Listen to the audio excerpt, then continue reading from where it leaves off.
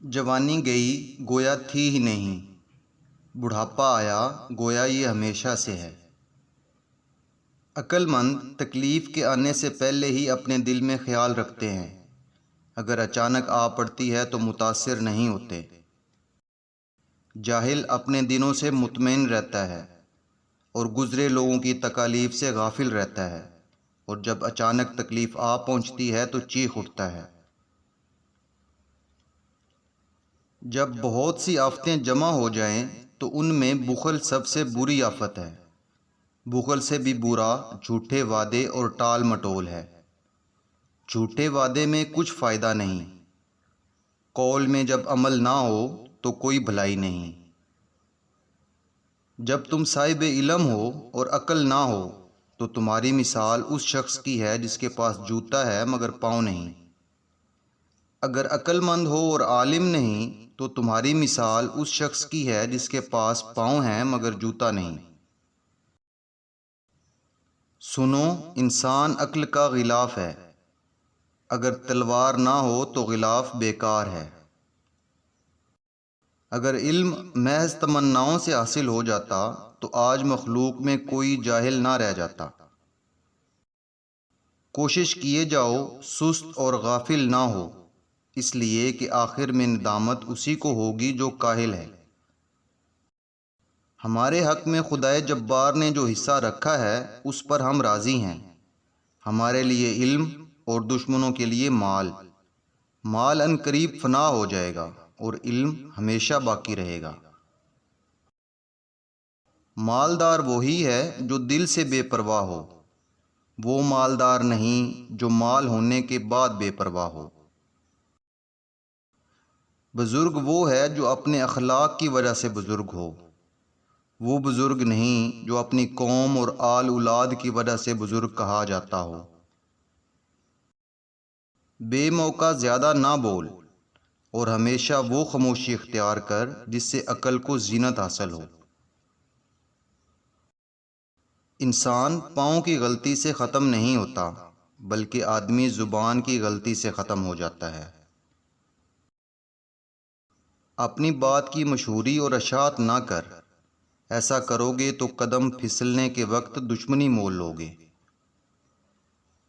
قسم ہے میری زندگی کی، لوگوں کی بے قدری کی وجہ سے کبھی حلق میں تلخی اور سخت تکلیف ہوتی ہے۔ میں نے کسی کو نہیں دیکھا کہ اس کی اپنے عیبوں پر نظر ہو، لیکن اس کی کوئی خوبی اس پر چھپی نہیں رہتی۔ وہ کون ہے جو لوگوں سے محفوظ رہ سکے؟ لوگ صرف گمان کی وجہ سے ایک دوسرے سے بحث کرتے ہیں۔ جب تم مالدار ہو گئے تو تمہاری قوم تم سے محبت کرنے لگی۔ ہر مالدار آنکھوں کو بڑا معلوم ہوتا ہے۔ مالداری صرف وہ ہے جو انسان کو زینت دے۔ شام کو وہ مہمان نوازی کرتا ہے اور صبح کو وہ خیرات کرتا ہے۔ سخی کبھی محتاج نہیں ہوتا اگرچہ غریب ہو جائے، اور بخل کرنے والا کبھی مالدار نہیں ہوتا۔ نفس کو ایسے کام کی ترغیب دے جو اس کو خوبصورت بنا دے۔ صحیح سالم زندگی گزار، تیرے حق میں کلمہ خیر کہا جائے گا۔ لوگوں پر وہی ظاہر کرو جو بہتر معلوم ہو، چاہے زمانہ تیرے خلاف ہو اور دوست بدسلوکی اور ستم کرتا ہو۔ اگر آج کی روزی تنگ ہے تو کل تک صبر کر، امید ہے کہ زمانہ کی تکالیف تجھ سے ہٹ جائیں گی۔ غیر مستقل مزاج انسان سے محبت کا کوئی فائدہ نہیں، جدھر ہوا کا رخ ہوگا وہ بھی ادھر ہی چل پڑے گا۔ جب تمہیں اس کے مال کی ضرورت نہیں ہوگی تو خود کو سخی بتائے گا، لیکن جب تمہیں محتاجی ہوگی تو بخل کرے گا۔ اگر تم گنتی کرو تو تمہارے بہت سے دوست ہوں گے، لیکن وہ مصیبت کے وقت بہت تھوڑے رہ جائیں گے۔ اگر تم تنگ دست ہو جاؤ تو گھبراؤ نہیں، اس لیے کہ بہت دنوں تک تم کشادہ ہاتھ بھی رہ چکے ہو۔ نا امید نہ ہو، کیونکہ نا امیدی کفر ہے۔